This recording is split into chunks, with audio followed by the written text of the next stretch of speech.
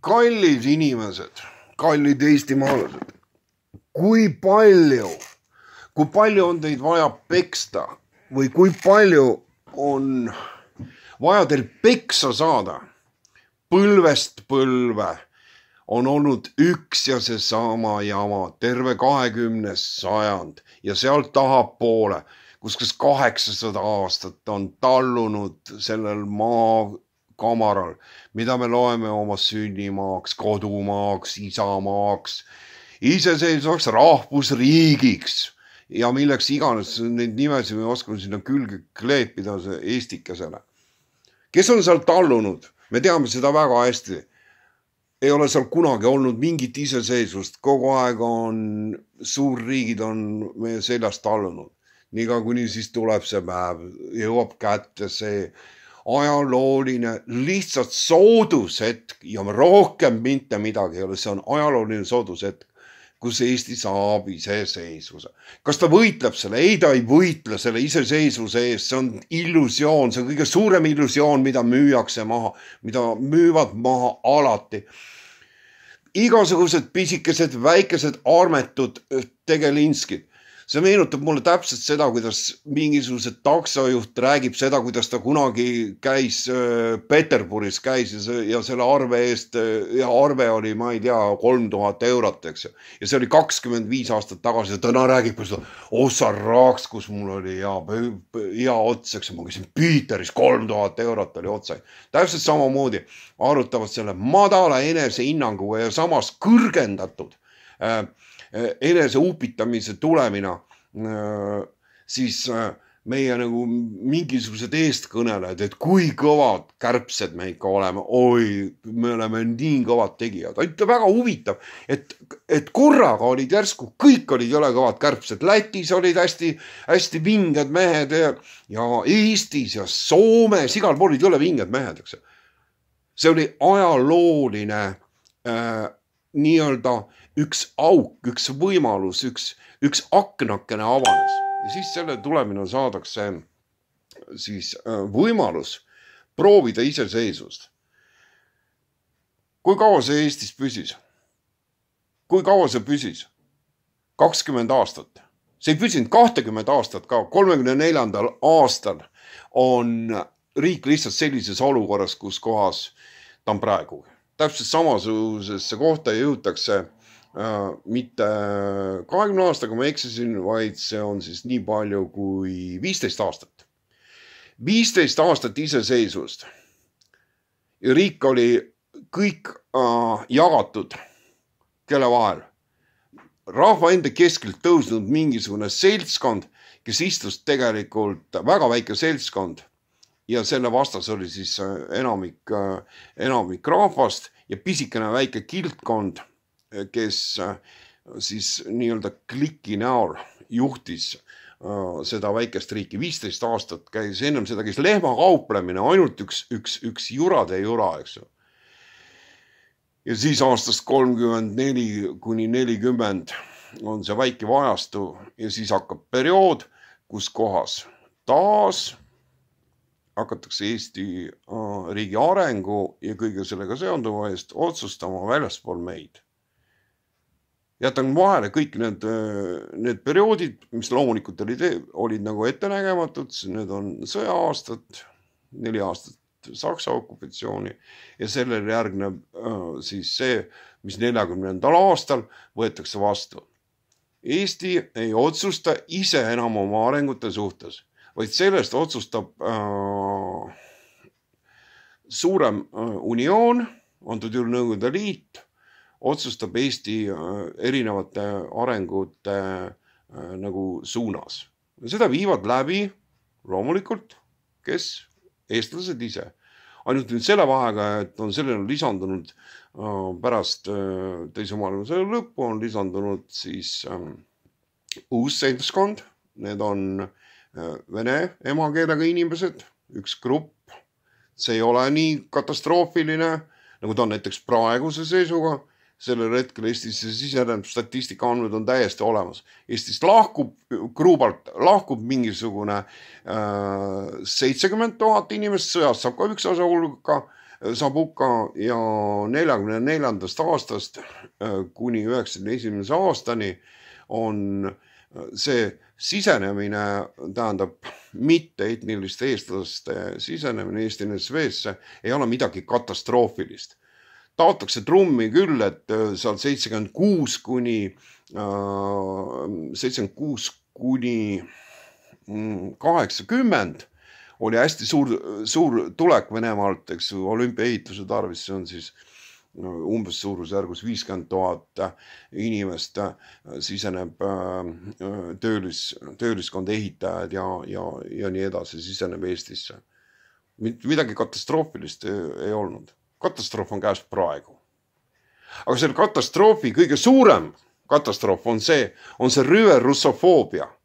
Sellepärast, et see russofoobia, see tuleb oma enda kannikate vahelt kõigil inimestel välja ja päris kiiresti.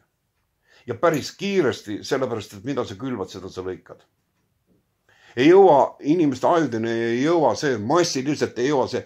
Eesti rahvas ei ole võimeline juhtima sellist üksust nagu Eesti Vabariik, iseseisvalt sõltumatuna endast suurematest majandusstruktuuridest, poliitilist, sotsiaalsetest struktuuridest. 200 aastat olime Vene tsaaririigi osana kubermangu näol. 200 aastat. Ja see, mis ma siit vähest rääkisin, see oli see periood, mille me läbisime, kus kohas, nagu ma ütlesin, 15 aastat, see on aastal 1918 kuni 1934 on üks ainukene periood, kus kohas on siis nüüd, meil oleks nüüd nagu enesemääramiseks oli nüüd võimalus. See 15 aasta jooksul jõuti selle tulemine, kus 34. aastal mingisugune kodanik Konstantin Päts võtab tegelikult nagu diktaatorina, võtab seda riigi juhtida koos ühe teise kuradi Pätiga, eks ju, mingi Laidaneri nimelise kuradi erilise värdjaga, eks ju, endise tsaariarmee ohvitseriga, eks ju. Võtavad ja kuulutavad välja diktatuuriga, praktiliselt 2 mehe juhtida. Mis tuli välja 15 aastat. Oli see võimalus ja nüüd tuleb teine aasta 91 kuni kuumaani 2004. Tinglikult võib öelda, et see oleks nagu 2004. Mis me kokku saame? Me saame kokku 13 aastat. 13 aastat. Esimene võimalus oli 15 aastat, järgmine kord peeti vastu 13 aastat. Sest aastast 2004 ei otsusta enam Eesti parlament, president, valitsuskabinet, see ei ole enam nende otsustada. Aastast 2004 hakkab uus periood. Ja see on siis nüüd kestnud tänaseni, kus kohas on olukord on selline, nagu ta täpselt on. Kus rahulolematus on valitsevaks seisundiks ja siis on pisikene väike seltskond, neid kollaborante, kes on nii ehk naa seotud kogu selle kuradi pandega, eks kogu selle vaimsuse, selle energiaga. Ja mis on põhiliseks tunnuslooks? Põhiline tunnuslugu on see, et terve see seltskond on nõus elu ja normaalsuse, jumaliku disaini muutmisega Eesti rahva üleselt. See on peamine asi. See seltskond, kas nad on sellega päris oma südames nõus või mitte, seda me ei tea, keegi ei näe teise südamesse.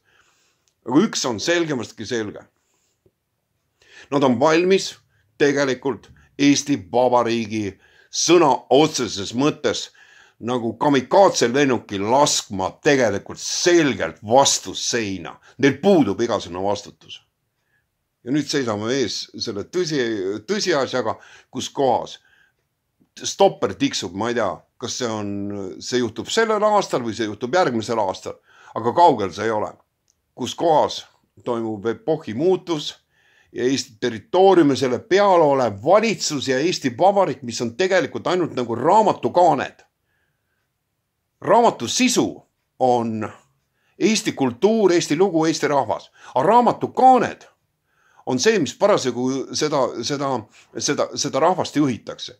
Need kaaned tõmmatakse lihtsalt raksti ära, sisu jääb küll alles ja sinna külge pannakse uued kaaned. Neid gaasi on Eestilt ära kistud oi kui palju. Einar Laigna on korduvalt oma saadetes on toonud välja suure rea vimpleid, need on need erinevad võimud mis on käinud üle selle territooriumi ja see vimplite rida ei mahu kaadrisse ära, ta peab seda vimplite rida liigutama nagu kaamera ees. Neid on seal üle 15 vimplikes, iga vimpli kohta on ajastu, kus kohas oli milline võim parasjagu Eestit tallus. Sinna mahuvad kõik võimalikud, mina ei hakka seda ümber rääkima. Ma räägin oma keeles ja oma kujundkeeles, need on raamatukaaned. Raamatu sisu on Eesti rahvas, eesti keel, kultuur ja sellisel kujul, nagu me tunneme keel, mis tekitabki kultuuriruumi. Ja selle üle nüüd on kaaned. Need kaaned, mis praegu veel ümber selle raamatu on, need kaaned on juba peaaegu küljest ära kistud. Ja see on nüüd ainult aja küsimus, millal need kaaned lihtsalt tõmmatakse ära ja nad lähevad utiili, nad lähevad vanapaberisse lähevad. Kõik lõkkesse, tulle. Ja siis tulevad uued kaaned.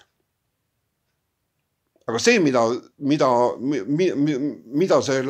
nende kaante omanik on siin teinud viimase paari aasta jooksul, seda sodi ja seda sitta hakkab rahvas sööma.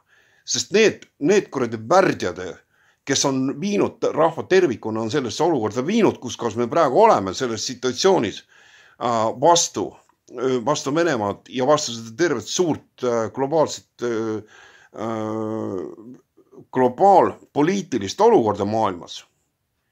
See russofoobia epideemia, epidoloogiline seisund, kus kohas see, mida kultiveeritakse iga päev praegu ametlikult, seda sitta hakkab rahvas sööma need, kes alles jäävad. Need arakad, need autorid, need värdjad, satanistlik kuradi inimsaasteks, need kaovad enamikus, nagu sitt ihust kaovad riigi territooriumilt. Kes alles jäävad, no eks saab siis näha, mis nendega saama hakkab. Aga rahvas hakkab seda sodi sööma. Sellepärast, et ajalehed hakkavad käima uuesti Kremlist. Seda me saame kõik üpris varsti näha. Väikesel rahval ei ole pähe tulnud sellist asja. Inimestele pähe tulnud. Et võib-olla me oleme selleks liiga väikesed ja liiga nõrgukesed, et norida tüli ja sülitada sõna otseses mõttes selgelt näkku sellele suurele naabrile, kes on võitnud kõik sõjad läbi aegade. Kõik. Venelased ei ole kaotanud mitte ühtegi sõda. Kui keegi tahab selle vastu väita, siis ma võin öelda, et jah, mingisugune tühine, täiesti marginaalne sõda, see on Jaapani-Vene sõda aastal vist 1904 kuni 1906. Selline lokaalne sõda seal Kaug-Idas, kus kohas nenditi jah, et Venemaa tõmbas ennast tagasi, nad sõlmisid mingisuguse separaatrahu või mingit sorti rahu, eks. Aga nenditi, et selles nii-öelda jõumängus said venelased väärtust ära. Rohkem nad ei ole kunagi saanud. Mitte kunagi. Iga sõja tulemine nad laiendavad oma territooriumid ja antud juhul territoorium aasta seisuga 1913 ehk Vene tsaaririigi piirid vahetult ennem esimese maailmasõja algust taastuvad, need taastatakse ja sellele ei ole jäänud mingisugune, ei tea mis X ajastu. Seda me näeme kõik üpris varsti oma silmaga. Kuidas me selleks valmistume? Vaat see ongi nüüd see võtme küsimus, millest see kibestunud ja päris halvaendeline ja kuri tekst minu poolt. .com